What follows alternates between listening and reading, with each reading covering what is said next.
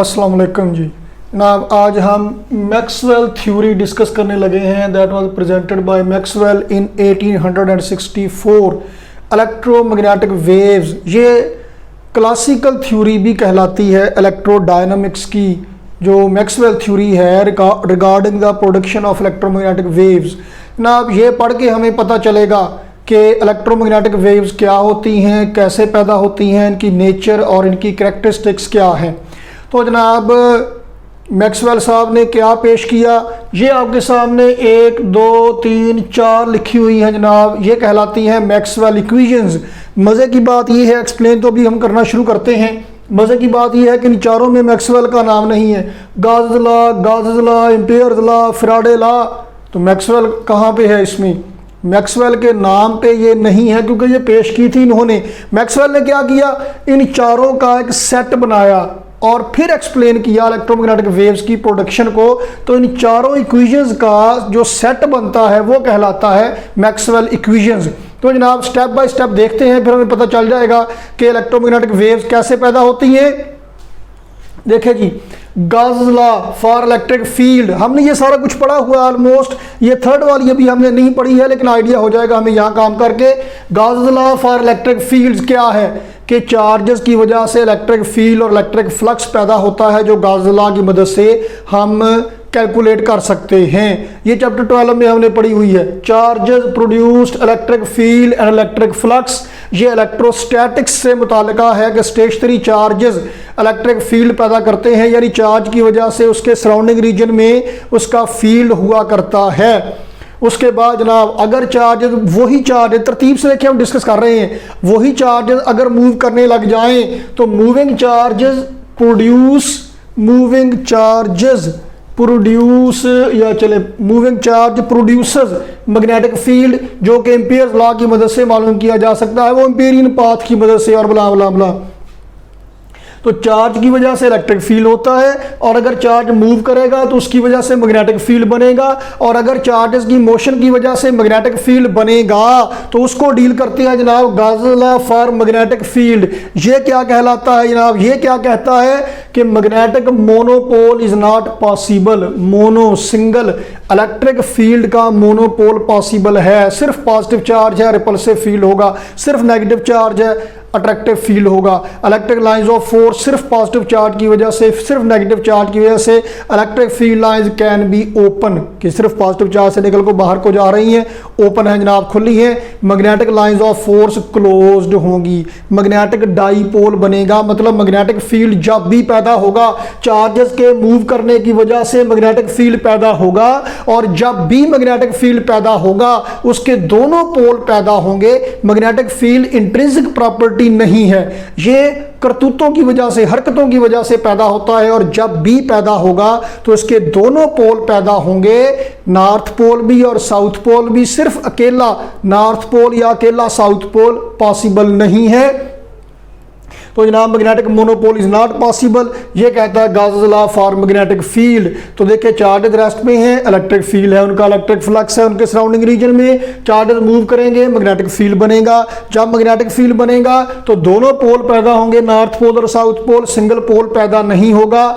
और जब magnetic field में तब्दीली आएगी, देखिए चार्जेस के मूव करने की वजह से जो मैग्नेटिक फील्ड पैदा होता है वो क्यों पैदा होता है असल में? जब चार्जेस मूव करेंगे तो उस रीजन में इलेक्ट्रिक फील्ड में तब्दीली आएगी। इलेक्ट्रिक फील्ड में आने वाली तब्दीली की वजह से असल में मैग्नेटिक फील्ड पैदा होता है। और अगर तो चार्जेस यूनिफॉर्मली मूव करेंगे, करंट कांस्टेंट होगा, तो इलेक्ट्रिक फील्ड में यूनिफॉर्म चेंज आएगी, और uniform change in electric field की वजह से मैग्नेटिक फील्ड कांस्टेंट पैदा होगा, स्टेबल पैदा होगा। अगर मैग्नेटिक फील्ड में तब्दीली आएगी, Faraday law of electromagnetic induction, अगर मैग्नेटिक फील्ड में मैग्नेटिक फ्लक्स में तब्दीली आएगी तो इलेक्ट्रिक फील्ड पैदा होगा, इलेक्ट्रिक फ्लक्स पैदा होगा।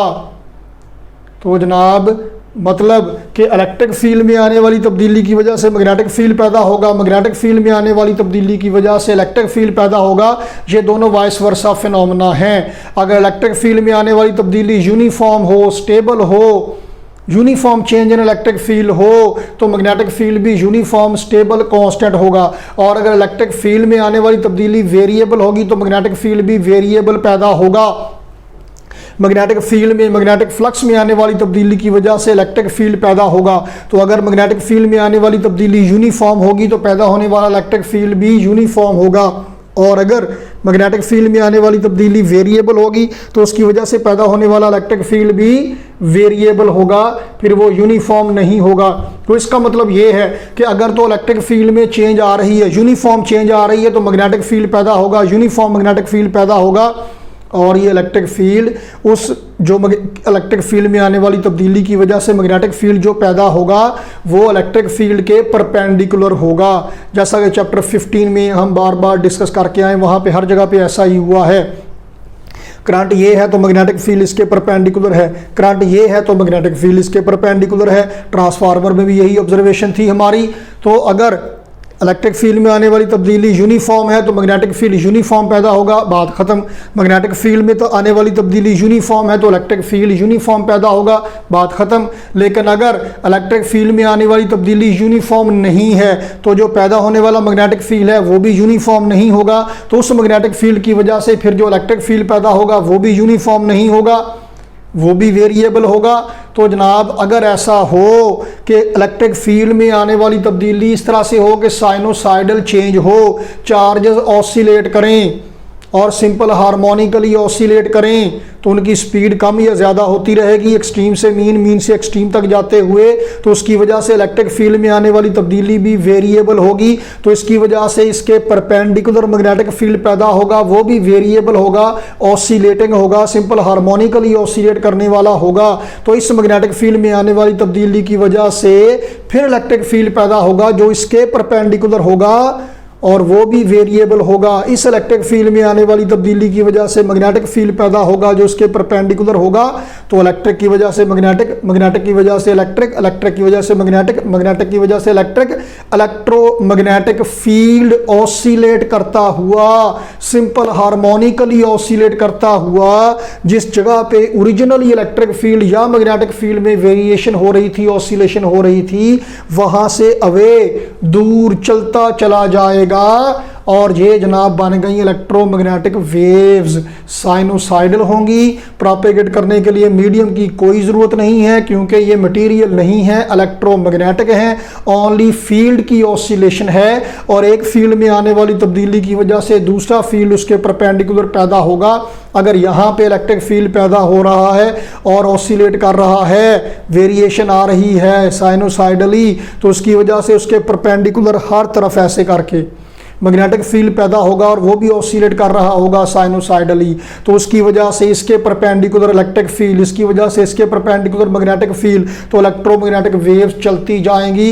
इनकी फ्रीक्वेंसी और वेवलेंथ डिपेंड करेगी किस पे, कि जो ओरिजिनली ऑसिलेट करने वाला है उसकी फ्रीक्वेंसी के लिहाज से। स्पीड इनकी है c से लिखा जाता है, c = f लैम्डा। फ्रीक्वेंसी इनकी कितनी है, जो सोर्स की फ्रीक्वेंसी है, जो ओरिजिनल इलेक्ट्रिक फील्ड के ऑसिलेट करने की फ्रीक्वेंसी है। वेवलेंथ उसी लिहाज से डिसाइड होगी, प्रोडक्ट होगा c। आपने पढ़ा हुआ 3 × 10⁸ मीटर पर सेकंड स्पीड ऑफ लाइट जो होती है, ये लाइट ही है जो इलेक्ट्रोमैग्नेटिक है। तो जनाब अली ये आपके सामने इलेक्ट्रोमैग्नेटिक स्पेक्ट्रम बनाया गया है, पूरी रेंज इलेक्ट्रोमैग्नेटिक वेव्स की। तो तरतीब से देखते हैं जनाब, मैं चलूँगा लोअर से हायर फ्रीक्वेंसी की तरफ या हायर से लोअर वेवलेंथ की तरफ। इधर वेवलेंथ हाईएस्ट है, इधर वाले हिस्से में वेवलेंथ हाईएस्ट है, इधर वाले हिस्से में वेवलेंथ मिनिमम है। इधर फ्रीक्वेंसी मिनिमम है और इधर फ्रीक्वेंसी मैक्सिमम है। तो ये देखिएगा जनाब, ध्यान रखिएगा, तरतीब आपने रट्टा कोटा मार लेना है इसको अच्छी तरह से।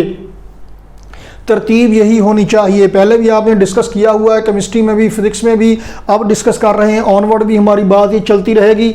लॉन्ग रेडियो वेव्स, ये वो हैं जो कम्युनिकेशन में इस्तेमाल होने वाली हैं। तो जनाब long radio waves highest wavelength की ये हुआ करती हैं। उसके बाद रेडियो वेव्स आती हैं, इनमें AM FM अगले टॉपिक में हम डिस्कस करने वाले हैं। उसके बाद माइक्रोवेव्स, ये माइक्रोवेव मोबाइल कम्युनिकेशन में, माइक्रोवेव ओवन में, ये गाड़ियों के रिमोट में, जो रिमोट से कीलेस एंट्री होती है रिमोट से जो गाड़ी को लॉक अनलॉक करते हैं, उसमें वॉकी टाकी में, कार्डलेस फ़ोन जो होम रेंज का, ब्लूटूथ में यही इस्तेमाल होती हैं। उसके बाद जनाब इंफ्रारेड रिमोट में इस्तेमाल होती हैं, जो टीवी का रिमोट होता है उसमें इंफ्रारेड से ज़्यादा फ्रीक्वेंसी है जनाब विजिबल की, और विजिबल में सबसे कम है रेड। इंफ्रारेड को इंफ्रारेड इसीलिए कहते हैं, इंफ्रा मतलब कम, जीरी सुर्ख, सुर्ख से रेड से कम, तो रेड से कम फ्रीक्वेंसी इंफ्रारेड। तो जनाब विजिबल में सबसे कम फ्रीक्वेंसी रेड की, और ज़्यादा होते होते एंड पे वायलेट, वायलेट से ज़्यादा अल्ट्रा वायलेट, अल्ट्रा मतलब ज़्यादा, अल्ट्रा वायलेट से ज़्यादा फ्रीक्वेंसी एक्सरेज, और उसके बाद हाईएस्ट फ्रीक्वेंसी है जनाब गैमा रेज की। तो आप देखें इधर को एनर्जी इंक्रीज हो रही है, फ्रीक्वेंसी इंक्रीज हो रही है, फ्रीक्वेंसी ज़्यादा होने से इनकी एनर्जी ज़्यादा होगी। हम 19 चैप्टर में डिस्कस करेंगे जाके डिटेल से। फ्रीक्वेंसी ज़्यादा, एनर्जी ज़्यादा, तो इधर को फ्रीक्वेंसी ज़्यादा हो रही है, वेवलेंथ कम हो रही है। इधर को एरो लगाएंगे वेवलेंथ के लिए, डिक्रीजिंग वेवलेंथ, इधर को लगाएंगे तो इंक्रीजिंग वेवलेंथ। एरो देख लीजिए, साथ में लिखा हुआ देख लीजिए, कई सारी बुक्स के एडिशन में, आपके टेक्स्ट बुक में ये एरो, इनमें से एक आध एरो गलत होगा, आपने ठीक कर लेना है इसी लिहाज से। तो ये इलेक्ट्रोमैग्नेटिक स्पेक्ट्रम है। तो जनाब इलेक्ट्रोमैग्नेटिक वेव्स हमने जनरेट कर ली हैं। आप देखें कि मैक्सवेल ने सिर्फ इनको इस तरतीब से एडजस्ट किया है और ये मैक्सवेल इक्वेशंस बन गई हैं। तो जनाब इलेक्ट्रोमैग्नेटिक वेव्स इस तरह से पैदा होती हैं कि किसी रीजन में इलेक्ट्रिक फील्ड में तब्दीली आएगी तो उसकी वजह से उसके परपेंडिकुलर मैग्नेटिक फील्ड पैदा होगा, और इलेक्ट्रिक फील्ड में आने वाली वेरिएशन यूनिफॉर्म नहीं है तो फिर जो मैग्नेटिक फील्ड पैदा होगा वो भी यूनिफॉर्म नहीं होगा, वो भी वेरिएबल होगा। फिर उसकी वजह से उसके perpendicular electric field and so on ये काम चलता जाएगा। तो इसी असूल पे बेटा जी अब हम इलेक्ट्रोमैग्नेटिक वेव्स को जनरेट करते हैं, प्रोड्यूस करते हैं मतलब, और जनरेट करने के बाद फिर हम इनको प्रोपेगेट करेंगे, फिर उनको रिसीव करेंगे। कम्युनिकेशन में जो इस्तेमाल होता है, आपका मोबाइल फ़ोन इलेक्ट्रोमैग्नेटिक वेव्स को रिसीव करता है, ट्रांसमिट भी करता है। रेडियो जो आप सुनते हैं वो ट्रांसमिट करता है, कहीं पे उसका एंटीना लगा होता है। एंटीना क्या होता है, कैसे होता है, आइए जी अभी हम शुरू करने वाले हैं ये काम। तो जनाब आगे चलते हैं इलेक्ट्रोमैग्नेटिक वेव्स की generation, propagation and reception. Generation, propagation and reception पे बात करते हैं। तो ये होटल वाली रिसेप्शन नहीं है। तो जनाब अली सबसे पहले डिस्कस करते हैं जनाब इलेक्ट्रोमैग्नेटिक वेव्स की जनरेशन पैदा कैसे होती हैं। देखिए जी अभी तो हमने ये डिस्कस किया अभी तक कि इलेक्ट्रोमैग्नेटिक वेव्स को पैदा करने के लिए इलेक्ट्रिक फील्ड को ऑसिलेट कराइए सिंपल हार्मोनिकली, या मैग्नेटिक फील्ड को कराइए जी। अब उनको कैसे कराएं जी, इलेक्ट्रिक फील्ड वेरी करें, इस तरह से वेरी करें कि साइनोसाइडली वेरी होता जाए। कैसे काम किया जाएगा, चले करते हैं जनाब। हमारे पास यहाँ मैंने एक चार्ज पकड़ के यहाँ पे रखा, कन्वेंशनल बात करते हैं तो एक प्रोटॉन पॉजिटिव चार्ज पकड़ के रखा जी। इलेक्ट्रॉन पकड़ के रख लें आप, लेकिन वो नेगेटिव चार्ज होगा। कन्वेंशनली हमारी बात पॉजिटिव की होती है, इसलिए मैंने प्रोटॉन को पकड़ा जी। ये ना कहिएगा कि जी पकड़ा जा सकता है, नहीं जा सकता, ये थॉट एक्सपेरिमेंट है। लो जी यहाँ पे रख दिया इसको आराम से, एल्फी लगा दीजिएगा गिर ना जाए कहीं। अब जी यहाँ पे आपने चार्ज को रखा, पॉजिटिव चार्ज को, इसके सराउंडिंग रीजन में इसका फील्ड है, रिपल्सिव फील्ड है जैसा कि हुआ करता है। आप इसको यहाँ पे ले गए, अब यहाँ पे इलेक्ट्रिक फील्ड ज़्यादा हो गया, यहाँ पे कम हो गए, यहाँ पे ले आए, अब यहाँ पे कम हो गया, यहाँ पे ज़्यादा हो गया। लो जी आप इसे ऑसिलेट कराने लग गए, तो यहाँ पे इस जगह पे देखें इलेक्ट्रिक फील्ड ज़्यादा हो गया, कम हो गया, मैक्सिमम मिनिमम मैक्सिमम मिनिमम। तो जैसे जैसे इधर को जा रहा है यहाँ पे इलेक्ट्रिक फील्ड कम हो रहा है, अब यहाँ पे ज़्यादा हो रहा है, कम हो रहा है, ज़्यादा हो रहा है। आप ऐसा करें कि आप इसको सिंपल हार्मोनिकली ऑसिलेट कराएं, पेंडुलम पे रख के ना जी इसको झूटे दे दें, ला ला ला ला झूटे बाटे। तो ये जनाब अब इस जगह पे सिंपल हार्मोनिकली ऑसिलेट हो रहा है इलेक्ट्रिक फील्ड। तो इसकी वजह से इसके सराउंडिंग रीजन में यहाँ पे मैग्नेटिक फील्ड वेरी पैदा होगा, और वो भी वेरी कर रहा होगा क्योंकि इलेक्ट्रिक फील्ड वेरी कर रहा है, यूनिफॉर्मली चेंज नहीं हो रहा। वो भी सिंपल हार्मोनिकली वेरी कर रहा है, ये भी सिंपल हार्मोनिकली वेरी कर रहा है। यानी कि अब जो इलेक्ट्रिक फील्ड है ये भी साइन का फंक्शन है, जो मैग्नेटिक फील्ड पैदा होगा ये भी साइन का फंक्शन होगा। तो इसके लिए इक्वेशन लिखी जाएगी इलेक्ट्रिक फील्ड के लिए, E is equal to E naught sine theta, और जो मैग्नेटिक फील्ड होगा B is equal to B naught sine theta. तो जनाब अब मसला ये है कितनी फ्रीक्वेंसी से 2, 4, 5, 7, 10 हर्ट्ज की फ्रीक्वेंसी से, तो फिर वो तो इलेक्ट्रोमैग्नेटिक वेव जो पैदा होंगी हमारे काम की ही नहीं। ये आपको मिलियंस ऑफ हर्ट्ज फ्रीक्वेंसी से 10 लाख, 15 लाख, 20 लाख हर्ट्ज यानी 20 लाख ऑसिलेशन पर सेकंड करवाएंगे, तब मतलूबा नताइज मिलेंगे। तो ये तो बहुत औखा काम है। तो हाथ से ऐसे ऑसिलेट कराने की बजाय हम एक और काम करते हैं जनाब, फिर सिर्फ पैदा करना ही मकसद नहीं है, पालना पोसना भी है उनको। मेरा मतलब ये है कि इलेक्ट्रोमैग्नेटिक वेव्स को सिर्फ जनरेट ही नहीं करना, उनको दूर तक भेजना भी है, प्रोपेगेट भी करवाना है। उसके लिए क्या करेंगे, हम एंटीना बनाएंगे, एंटीना लगाएंगे छत से ऊपर करके, ऊंचा सारा करके, ताकि हवा में, खुली हवा में जो इलेक्ट्रोमैग्नेटिक वेव्स पैदा होंगी वो फिर ऐसे प्रोपेगेट करती जाएंगी, ज़्यादा दूर तक चली जाएंगी। वो होगा एंटीना इलेक्ट्रोमैग्नेटिक वेव्स को ट्रांसमिट करने के लिए, ट्रांसमिटिंग एंटीना है। उसके आगे रिसेप्शन के लिए रिसीविंग एंटीना लगाएंगे, वो बात की बात है। तो हम क्या करते हैं जी, हम जितनी फ्रीक्वेंसी की इलेक्ट्रोमैग्नेटिक वेव्स आपने पैदा करना है, सुन लीजिए इलेक्ट्रोमैग्नेटिक वेव्स पैदा करने का तरीका क्या है जो हम इस्तेमाल करते हैं प्रैक्टिकली, कि जितनी फ्रीक्वेंसी की इलेक्ट्रोमैग्नेटिक वेव्स हमने पैदा करना है उतनी फ्रीक्वेंसी का अल्टरनेटिंग करंट आप यहाँ लीजिए, सोर्स लीजिए उतनी फ्रीक्वेंसी का, और इसे प्रोवाइड कीजिए एक इंडक्टिव सर्किट को। और इसके आगे जनाब अब आप एक सेकेंडरी कॉइल लगाइए। सेकेंडरी कॉइल के 2 टर्मिनल होंगे, ये वाला ग्राउंड कर दिया जाएगा। ये इलेक्ट्रिसिटी में, इलेक्ट्रॉनिक्स में ग्राउंड का सिंबल होता है। अर्थ कर देना, तार ज़मीन में दबाई जाती है अर्थ करने के लिए। वो हमने जो करंट पड़ने वाली सिचुएशन है उसको हम उस वीडियो में हमने देखा हुआ है कि इसका लॉजिक क्या है। तो ये जनाब कॉमन टर्मिनल हो गया। ये तार ऊपर निकाल के, छत से ऊपर निकाल के एंटीना बना लिया जनाब। ये है ट्रांसमिटिंग एंटीना। एंटीने की शक्ल कैसी हो, कोई भी हो सकती है। आपने देखा होगा पुराने ज़माने में पीटीवी देखने के लिए जो एंटीना था, लोगों ने साइकिल मोटरसाइकिल के चक्के लगाए होते थे, लंबी तार होती थी, एरियल टाइप होता था, जैसे ये रेडियो का एंटीना होता है भी ये वैसे ही बनाया गया है। सिर्फ एक मेटल की वायर चाहिए, बाकी आगे डिज़ाइन जो डिश टाइप एंटीना है बेसिकली कंडक्टर चाहिए हमें। बाकी वो कनकेव बनाया जाता है इसलिए कि सिग्नल ज़्यादा रिसीव कर सके और ज़्यादा सिग्नल वो भेज सके, ट्रांसमिट कर सके अगर ट्रांसमिट करना है तो।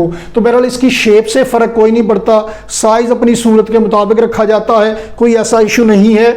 ऊंचा रखा जाता है ताकि दूर तक ये स्प्रेड कर सके। लो जी, अब होगा क्या, जितनी फ्रीक्वेंसी का ये अल्टरनेटिंग करंट है, इतनी फ्रीक्वेंसी का जितनी फ्रीक्वेंसी का ये अल्टरनेटिंग वोल्टेज है, इतनी फ्रीक्वेंसी का अल्टरनेटिंग करंट ये इस इंडक्टर में पैदा कर देगा। तो यहाँ पे साइनोसाइडली चार्जेस ऑसिलेट करेंगे, एसी करंट यहाँ पे होगा, ये सेकेंडरी कॉइल बनेगी और यहाँ भी उतनी फ्रीक्वेंसी का ही करंट जनरेट होगा। ये है जनाब ट्रांसमिटिंग एंटीना की डायग्राम, ट्रांसमिटिंग एंटीना। अच्छा, तो जनाब इस सेकेंडरी कॉइल में यहाँ पे भी करंट उतनी फ्रीक्वेंसी का पैदा हो जाएगा। ये करंट यहाँ पे ऑसिलेट करेगा अब इसमें। तो आप इमेजिन करें जो छत के ऊपर करके ऊंचा सारा करके हमने ये एंटीना रखा हुआ है, यहाँ पे ये सफर कर लें एंटीने की टॉप है, तो यहाँ पे चार्ज जब ऑसिलेट करेंगे, पॉजिटिव चार्ज यहाँ पे आएंगे, जब यहाँ पे पॉजिटिव चार्ज आएंगे यहाँ पे इलेक्ट्रिक फील्ड मैक्सिमम होगा। जब पॉजिटिव चार्ज नीचे चले जाएंगे तो यहाँ पे भी नेगेटिव चार्ज होगा, यहाँ पे फील्ड अब अपोजिट नेचर का हो जाएगा, मिनिमम कह लीजिए। तो यहाँ पे electric field maximum minimum maximum minimum sinusoidally oscillate करेगा। तो इसके सराउंडिंग रीजन में इलेक्ट्रिक फील्ड भी साइनोसाइडली चेंज होगा, तो उसकी वजह से उसके परपेंडिकुलर मैग्नेटिक फील्ड ऐसे ही साइनोसाइडल, उसकी वजह से उसके परपेंडिकुलर इलेक्ट्रिक फील्ड, फिर magnetic electric magnetic electric magnetic electromagnetic. तो इलेक्ट्रोमैग्नेटिक फील्ड पैदा होता चेंज होते जाएंगे, इलेक्ट्रोमैग्नेटिक वेव्स पैदा होती जाएंगी। लो जी, ये मैंने बना दिया कि ये इलेक्ट्रोमैग्नेटिक वेव्स पैदा हो रही हैं, ये जा रही हैं जा रही हैं जा रही हैं, अभी जा रही हैं, जाने दें, काफ़ी दूर तक चली जाएंगी। ये मोबाइल फ़ोन के जो टावर होते हैं वहाँ पे आपने देखें, वहाँ पे कुछ एंटीनाज नीचे लगे होते हैं, कुछ ऊंचे लगे होते हैं। जो जितना ऊंचा होगा उसकी रेंज ज़्यादा होगी। तो बहरहाल जी, ये इलेक्ट्रोमैग्नेटिक वेव जा रही हैं। अब ये प्रोपेगेशन इनकी कैसे हो रही है, इलेक्ट्रिक और मैग्नेटिक फील्ड अल्टरनेटिवली साइनोसाइडली ऑसिलेट कर रहे हैं, जिनकी वजह से ये स्प्रेड होती जा रही हैं। और ये अगर वैक्यूम में ज़्यादा बेहतर प्रोपेगेशन होगी, कोई रुकावट नहीं है फील्ड की सिर्फ ऑसिलेशन होनी है, मीडियम की इनको ज़रूरत ही नहीं है। अगर दरमियान में मीडियम है, जैसे हमारे यहाँ एटमॉस्फेयर है, हवा है, तो हवा में बहुत सारे चार्जेस मौजूद हैं अभी इस वक्त। इनकी वजह से क्या होता है, जब किसी रीजन में इलेक्ट्रिक फील्ड कम या ज़्यादा होगा तो वो उस रीजन में मौजूद पॉजिटिव और नेगेटिव चार्जेस को भी अकॉर्डिंगली अट्रैक्ट करेगा, रिपेल करेगा, जिसकी वजह से अट्रैक्शन रिपल्शन होगी, इन पे असर हो सकता है, तो सिग्नल थोड़ा अटेनुएट होगा, इलेक्ट्रोमैग्नेटिक वेव्स का एम्पलीट्यूड थोड़ा कम होगा, जिसके लिए हम क्या करेंगे अगले टॉपिक में देखेंगे। मॉड्यूलेशन में उनकी सिग्नल की स्ट्रेंथ को फेथफुल करने के लिए, बेहतर करने के लिए मॉड्यूलेट करते हैं इन इलेक्ट्रोमैग्नेटिक वेव्स को। बहरहाल वो अगली वीडियो में, अगले लेक्चर में करने वाला काम है। फिलहाल ये इलेक्ट्रोमैग्नेटिक वेव जा रही है और जा रही हैं, तो जनाब जहाँ पे टारगेट पे जाना, जहाँ पे उनको रिसीव करना है, यहाँ पे है जनाब रिसीविंग एंटीना हम बनाने वाले हैं, रिसीविंग एंटीना।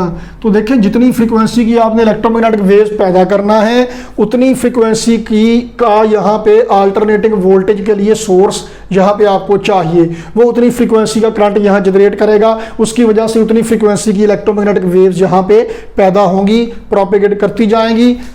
ट्रांसमिटिंग एंटीना में आप देखिए सर्किट कौन सा है, इंडक्टिव सर्किट है, सिर्फ इंडक्टर है और कुछ नहीं। रिसीविंग एंटीना में जनाबे आली पैरेलल एलसी सर्किट है, पैरेलल एलसी सर्किट कह लीजिए, पैरेलल रेजोनेंस सर्किट कह लीजिए। ध्यान से देखिएगा, ये आ गया जी। तो जनाब यहाँ पे इलेक्ट्रोमैग्नेटिक वेव्स रिसीव हो रही हैं, आगे नीचे वाला सर्किट बाद में बनाता हूँ मैं। तो जनाब इसकी वजह से क्या होगा, ये रिसीविंग एंटीना, चलें वो ट्रांसमिटिंग ब्लू था, रिसीविंग रेड कह लीजिए, ये रिसीविंग एंटीना, इधर से इलेक्ट्रोमैग्नेटिक वेव्स आ रही हैं। तो यहाँ पे क्या हो रहा है, इसके सराउंडिंग रीजन में electric field, magnetic field sinusoidally oscillate कर रहा है। तो जब यहाँ पे इसके सराउंडिंग रीजन में यहाँ पे इलेक्ट्रिक फील्ड कम या ज़्यादा होगा, इलेक्ट्रिक फील्ड ज़्यादा होने का मतलब है कि वो पॉजिटिव चार्ज की वजह से है, तो वो यहाँ मौजूद पॉजिटिव चार्जेस को रिपेल करेगा, नेगेटिव को अट्रैक्ट करेगा। नतीजा क्या होगा, पॉजिटिव चार्जेस धक्का खा के नीचे, नेगेटिव ऊपर। जब यहाँ पे इस रीजन में इलेक्ट्रिक फील्ड मिनिमम होगा, वो नेगेटिव वाला है, तो वो नेगेटिव चार्जेस को करेगा रिपेल और पॉजिटिव को करेगा अट्रैक्ट। तो जनाब अब पॉजिटिव चार्जेस नीचे, नेगेटिव ऊपर। शायद मैं कुछ गलत तो नहीं कह गया, चलें फिर से शुरू करते हैं। अगर यहाँ पे पॉजिटिव चार्ज वाला फील्ड है, मैक्सिमम फील्ड है, वो यहाँ मौजूद पॉजिटिव चार्जेस को रिपेल करेगा, नेगेटिव को अट्रैक्ट करेगा, नेगेटिव ऊपर, पॉजिटिव नीचे। जब इलेक्ट्रिक फील्ड मिनिमम हो जाएगा, नेगेटिव वाला हो जाएगा, फिर पॉजिटिव को अट्रैक्ट करेगा, ऊपर को खींचेगा, नेगेटिव को रिपेल करेगा, नीचे को जाएगा। तो यहाँ पे इलेक्ट्रिक फील्ड ऑसिलेट करता जाएगा, पॉजिटिव चार्जेस को कभी रिपल्शन मिलेगी, कभी अट्रैक्शन, कभी रिपल्शन, कभी अट्रैक्शन, वो ऑसिलेट करने लग जाएंगे। तो यहाँ पे इस कंडक्टर के अंदर, इस वायर के अंदर उतनी फ्रीक्वेंसी का ही करंट जनरेट हो जाएगा, उतनी फ्रीक्वेंसी का ही करंट जनरेट हो जाएगा यहाँ पे जितनी फ्रीक्वेंसी की इलेक्ट्रोमैग्नेटिक वेव्स यहाँ हवा में मौजूद हैं। अब हवा में तो बहुत सारी फ्रीक्वेंसी की इलेक्ट्रोमैग्नेटिक वेव्स मौजूद हैं। इस वक्त FM 95 टोबा सिंह की इलेक्ट्रोमैग्नेटिक वेव्स भी हवा में है, रेडियो मुल्तान, फैसलाबाद, लाहौर, इस्लामाबाद, बहुत सारी होंगी। तो वो सारी अपनी अपनी फ्रीक्वेंसी का करंट यहाँ पे जनरेट करेंगी। हमें इनमें से एक करंट आगे लेके जाना। हमने सुनना तो एक रेडियो स्टेशन है ना, रेडियो, पर्टिकुलर रेडियो स्टेशन की ट्यूनिंग कैसे की जाती है रेडियो पर, एक्सरसाइज में भी शॉर्ट क्वेश्चन मौजूद है, यहाँ पे हम डिस्कस करने लगे हैं। ये डायग्राम जो भी मैं कंप्लीट करने वाला हूँ ये आपने बनाना है, और ये लिखना वो है जो भी मैं बोल रहा हूँ। तो जितनी फ्रीक्वेंसी का के लिए आपने अपने रिसीविंग सर्किट को सेट करना है। आपके दिमाग तक, आपके कानों तक बहुत सारी आवाज़ें पहुंचती हैं, दिमाग तक कोई कोई पहुंचने में कामयाब होती है। कौन सी दिमाग तक पहुंचने में कामयाब होती है, किसका असर होता है, जिसके लिए आपने ट्यूनिंग की होती है अपने आप की, जो आप अंदर ले जाना चाहते हैं। जो बात, पढ़ाई वाली बातें बाहर रह जाती हैं, पबजी वाली अंदर चली जाती हैं। तो इस वक्त बहुत सारी इलेक्ट्रोमैग्नेटिक वेव्स मौजूद हैं, हम जिनको रिसीव करना चाहते हैं उसके लिए हम यहाँ पे पैरेलल LC सर्किट लगाएंगे, ऐसे करके। आप जरा गौर कीजिए, जब हमने इसी चैप्टर में पैरेलल LC सर्किट बनाया था तो यहाँ पे सोर्स लगाया था ऐसे करके, सोर्स इस और इसके दरमियान था, इसने यहाँ पे इलेक्ट्रिकल ऑसिलेशन पैदा करना थी। अब हमने यहाँ पे सोर्स ये नहीं लगाया, अब ये यहाँ से आ रहा है, ये इलेक्ट्रोमैग्नेटिक वेव्स इसमें ऑसिलेशन पैदा कर रही है। तो ये जो ऑसिलेशन है कितनी फ्रीक्वेंसी की है, जितनी इलेक्ट्रोमैग्नेटिक वेव्स की फ्रीक्वेंसी है। अब इस सर्किट की अपनी को रेजोनेंस फ्रीक्वेंसी है, हम क्या करें, हमने क्या करना है, हम यहाँ पे जो कैपेसिटर है ये वेरिएबल कैपेसिटेंस का कैपेसिटर लगाएंगे। कैपेसिटर की प्लेट्स का एरिया चेंज करेंगे, कैपेसिटेंस चेंज हो जाएगी। कैपेसिटेंस चेंज होगी तो रेजोनेंस फ्रीक्वेंसी चेंज हो जाएगी। हम क्या करते हैं जनाब, वेरिएबल कैपेसिटेंस का कैपेसिटर कैसा होता है, उसकी एक प्लेट फिक्स होती है और एक प्लेट रोटेटेबल होती है। तो हम इसकी नाप घुमाते हैं, ये वाली प्लेट रोटेट कर रही है, इफेक्टिव एरिया होता है आमने सामने वाला एरिया। अब इफेक्टिव एरिया ज़्यादा हो गया, कैपेसिटेंस ज़्यादा होगी, कैपेसिटेंस मिनिमम हो गई, तो हम यहाँ पे उस नाप को घुमा के कैपेसिटेंस सेट कर लेते हैं इतनी कि इस रिसीविंग सर्किट की, पैरेलल एलसी सर्किट की रेजोनेंस फ्रीक्वेंसी उतनी हो जाए जितनी इलेक्ट्रोमैग्नेटिक वेव्स की फ्रीक्वेंसी है। हम इतनी रेंज का बनाते हैं जितनी रेंज की इलेक्ट्रोमैग्नेटिक वेव्स यहाँ हवा में मौजूद है, उतनी रेंज का सर्किट यहाँ डिज़ाइन करते हैं कि उसकी मैक्सिमम मिनिमम फ्रीक्वेंसी इस रेंज में रहे ताकि ट्यूनिंग हो सके आसानी से। तो जनाब रिसीविंग एंटीना की, रिसीविंग सर्किट की फ्रीक्वेंसी हम उतनी रख लेते हैं जितनी इलेक्ट्रोमैग्नेटिक वेव्स की फ्रीक्वेंसी है जो हमने रिसीव करना है, जो हम रिसीव करना चाहते हैं। तो जनाब उतनी फ्रीक्वेंसी का जो करंट यहाँ पैदा होता है, उस अप्लाइड करंट की, वो अप्लाइड फोर्स बनता है, सोर्स बनता है, उस करंट की फ्रीक्वेंसी सर्किट की रेजोनेंस फ्रीक्वेंसी से मैच करती है। रेजोनेंस का फिनोमेनन होता है।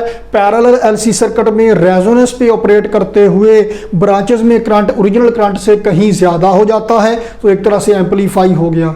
वो जो फीबल सा, वीक सा करंट यहाँ पैदा हुआ था, वो रेजोनेंस के अमल के नतीजे में, रेजोनेंस के नतीजे में वो स्ट्रॉन्ग हो गया, ज्यादा हो गया। तो हवा में बहुत सारी इलेक्ट्रोमैग्नेटिक वेव्स मौजूद हैं, लेकिन इसके अंदर ज्यादा एम्पलीट्यूड वाला करंट कौन सी वेव्स पैदा करेंगी, जिनकी फ्रीक्वेंसी इसकी रेजोनेंस फ्रीक्वेंसी से मैच करेगी। तो ब्रांचेस में करंट ज्यादा होगा ओरिजिनल से। हम एक ब्रांच से, इंडक्टर वाली ब्रांच से सेकेंडरी कॉइल लगा ली, यहां से करंट हम बाहर निकाल लेते हैं, फिर उसको मजीद जरा एम्पलीफाई किया जाता है और फिर वो आपके कानों तक पहुंचता है। फिर आप सुनते हैं मौलाना फजलुर रहमान की तकरीर या मुसरत नज़ीर का गाना, जो भी आप सुनना पसंद करें। गुल पनड़ा का कह लीजिए, आजकल ज़रा मॉडर्न दौर है, तो जो भी आप सुनना चाहते हैं वो आप के कानों में रस घोलेगा। लो जी, रिसीव हो गया। तो जनाब अली आज का काम हमारा ख़त्म हो गया है। तो ये जनाब याद रखिएगा, ट्रांसमिटिंग एंटीना क्या है, सर्किट कैसा है, रिसीविंग एंटीना क्या है, सर्किट कैसा है, एंटीने का साइज़, शेप, उसका कोई ऐसा मसला नहीं है। अपनी सहूलत के लिहाज से, रेंज के लिहाज से आप उसका साइज़ एडजस्ट कर सकते हैं, शेप जो आपको पसंद आए। तो जनाब अगले टॉपिक के साथ फिर हाज़िर होंगे, तब तक के लिए जनाब अली अल्लाह हाफिज़।